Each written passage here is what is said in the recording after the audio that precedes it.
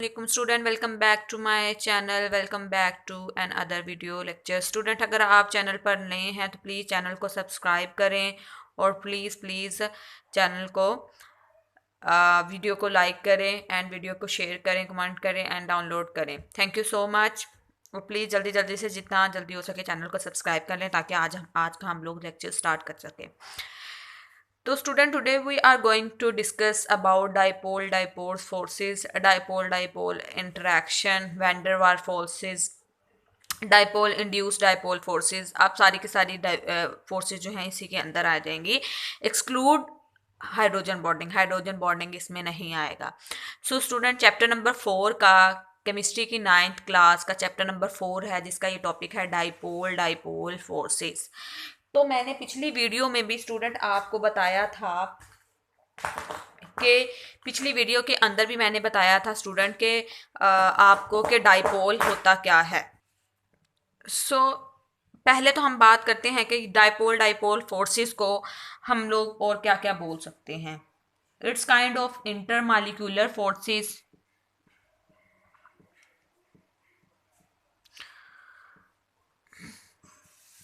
Intermolecular forces,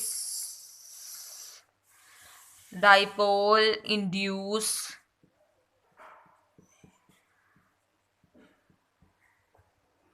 dipole forces,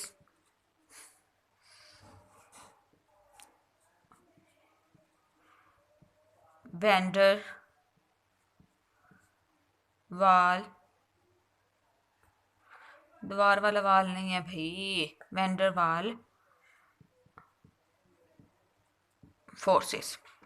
तो student हम लोग डाइपोल फोर्सेस को इंटरमॉलिक्यूलर फोर्सेस भी कह सकते हैं, डाइपोल इंड्यूस डाइपोल फोर्सेस भी कह सकते हैं, वैन डर वाल फोर्सेस भी कह सकते हैं. बेसिकली तो ये जो फोर्सेस हैं हमारी ये होती हैं इलेक्ट्रिकल.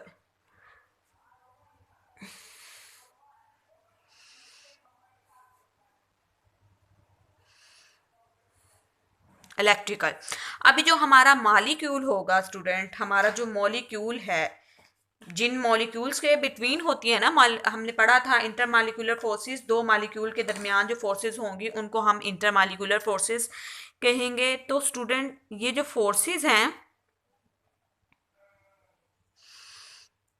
फोर्सेस हैं, ये इसके अंदर परमानेंट डाइपोल भी हो सकता है और जो है टेम्परेरी डाइपोल भी हो सकता है. मतलब दो मॉलिक्यूल होंगे या तो दोनों के दोनों जो हैं हमारे वो दोनों के दोनों जो हैं वो टेम्परेरी डाइपोल हो सकते हैं. दोनों के दोनों में से एक परमानेंट हो सकता है, एक टेम्परेरी डाइपोल हो सकता है. एक हमारा जो है बिल्कुल ही कह लें कि आप एक डाइपोल था, दूसरा जो है वो डाइपोल ही नहीं था, लेकिन उस वाले डाइपोल ने दूसरे को डाइपोल बना दिया. ठीक हो गया. तो ये 2-3 कंडीशन हो सकती है कि परमानेंट भी दोनों हो सकते हैं, परमानेंट और टेम्परेरी भी हो सकते हैं. टेम्परेरी का क्या मतलब है, पहले वो डाइपोल नहीं था, पोलर बिल्कुल भी नहीं था, कोई उसके ऊपर partial positive and partial negative charge नहीं था. लेकिन होता क्या है कि अनइक्वल डिवीजन जो होती है, क्या है, unequal division of electron, unequal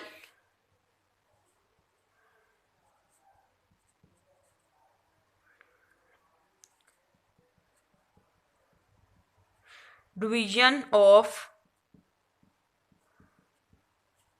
electron की अनइक्वल डिवीजन होती है कि एक ज्यादा इलेक्ट्रोनेगेटिव एलिमेंट होता है, एक उससे थोड़ा कम होता है, जिसकी वजह से क्या होता है कि एक पे पार्शियल पॉजिटिव चार्ज और एक के ऊपर पार्शियल नेगेटिव चार्ज आ जाता है. तो उसकी वजह से पार्शियल पॉजिटिव और पार्शियल नेगेटिव जब भी किसी नॉन पोलर के पास भी जाएगा तो उसको भी जाके क्या कर देगा, वो पोलर मॉलिक्यूल के पास जाएगा और वो पहले डाइपोल नहीं है, मतलब उसका कोई पोलर सीन नहीं है, ना पार्शियल पॉजिटिव चार्ज है ना पार्शियल नेगेटिव चार्ज है, उसके पास जाएगा उसको भी वो क्या कर देगा, पार्शियल पॉजिटिव और पार्शियल नेगेटिव कर देगा, और उसके बाद जो फोर्स ऑफ अट्रैक्शन दोनों के दरमियान आएगी उसको हम इंटरमॉलिक्यूलर फोर्सेस बोलेंगे। तो स्टूडेंट आज हम एक एग्जाम्पल लेते हैं। फॉर एग्जाम्पल, आपको पता है कि HCl के दरमियान कोविलेंट बॉन्ड होता है। HCl के दरमियान कौन सा बॉन्ड होता है, कोविलेंट। कोविलेंट होता है, और उसके बाद कौन सा होता है, पोलर बॉन्ड होता है। कौन सा इसके अंदर बॉन्ड होता है स्टूडेंट, पोलर बॉन्ड। भूलना नहीं है, पोलर बॉन्ड किन के कौन से होंगे, जो सेम काइंड ऑफ एलिमेंट होंगे, सेम काइंड ऑफ एलिमेंट के एटम होंगे, उनके दरमियान जो बॉन्ड होगा उसको हम बोलेंगे नॉन पोलर बॉन्ड। और जो सेम काइंड के नहीं होंगे, मतलब दोनों के, अब H जो है डिफरेंट एलिमेंट का है, क्लोरीन जो है वो डिफरेंट एलिमेंट का है, दैट्स मीन ये कौन सा बॉन्ड है, ये वाला जो बॉन्ड है ये पोलर बॉन्ड है। अब होता क्या है, एक जो है इलेक्ट्रॉन हाइड्रोजन ने दिया, एक इलेक्ट्रॉन जो है वो हमारा क्लोरीन ने दिया हुआ है, और दोनों ने शेयरिंग कर रखी है। शेयरिंग करते हुए ये दोनों क्या करते हैं कि अपनी जो है नोबल गैसेस की कॉन्फ़िगरेशन हासिल कर रहे हैं। हाइड्रोजन जो है वो किसकी हासिल कर रहा है, हीलियम की कर रहा है। क्लोरीन जो है वो कर रहा है आर्गॉन की। ठीक हो गया ना, क्लोरीन आर्गोन की कर रहा है, हाइड्रोजन हीलियम की कर रहा है। दोनों की जो है इलेक्ट्रॉनिक कॉन्फ़िगरेशन नोबल गैसेस तक पहुंच गई है, स्टेबल भी हो गया। लेकिन there is a different between hydrogen and chlorine is electronegativity difference. Electronegativity का जो डिफरेंस है दोनों के दरमियान, वो तो स्टूडेंट रहेगा। इलेक्ट्रोनेगेटिविटी का डिफरेंस दोनों के दरमियान है, इलेक्ट्रो नेगेटिविटी डिफरेंस। अब इस इलेक्ट्रोनेगेटिविटी डिफरेंस की वजह से क्या होता है कि जो इलेक्ट्रॉन है, इलेक्ट्रोनेगेटिविटी डिफरेंस की वजह से जो इलेक्ट्रॉन पेयर है ना, ये और ये दोनों ने जो शेयर किया हुआ है, वो ज्यादा जो है वो क्लोरीन के अराउंड घूमना शुरू हो जाता है। ज्यादा किसके अराउंड घूमना शुरू हो जाता है, क्लोरीन के अराउंड। इस तरह क्लोरीन के अराउंड घूमता रहेगा, घूमता रहेगा, घूमता रहेगा। ज्यादा देर वो क्लोरीन के इलेक्ट्रॉनिक कन्फिगरेशन को पूरा करेगा, और कुछ उसमें से एक दो चक्कर इधर को भी लगाएगा। ठीक हो गया स्टूडेंट, तो कुछ एक दो चक्कर जो है वो इधर को भी लगाएगा। इसकी वजह से होता क्या है स्टूडेंट, इसकी वजह से जो हमारा हाइड्रोजन है उसके ऊपर पार्शियल पॉजिटिव चार्ज आ जाता है due to the electronegativity difference. Hydrogen की स्टूडेंट आपको पता है इलेक्ट्रोनेगेटिविटी क्लोरीन से कम है, तो उसकी वजह से हाइड्रोजन के ऊपर पॉजिटिव चार्ज आ जाता है, और क्लोरीन जो है हमारा उसके ऊपर नेगेटिव चार्ज आ जाता है। पार्शियल नेगेटिव चार्ज है स्टूडेंट। जो आप ये ना समझें कि भाई इसके ऊपर जो है दूसरा चार्ज है कोई, लाइक वो आयनिक कंपाउंड के अंदर कटाइन और एनाइन पर पूरा पूरा चार्ज होगा, पॉजिटिव एंड नेगेटिव। यहाँ सिर्फ partial positive and partial negative की बात कर रहे हैं कि इलेक्ट्रोनेगेटिविटी डिफरेंस की वजह से थोड़ा सा पार्शियल पॉजिटिव एंड थोड़ा सा पार्शियल नेगेटिव, दैट्स मीन थोड़ा सा चार्ज है। ठीक हो गया, तो अभी ये जो पार्शियल पॉजिटिव और पार्शियल नेगेटिव चार्ज होता है, अब ये क्या होता है कि अगर सपोज मैं बात करूं, अगर मैं इसको एक पोल बना लूं, इसको मैं एक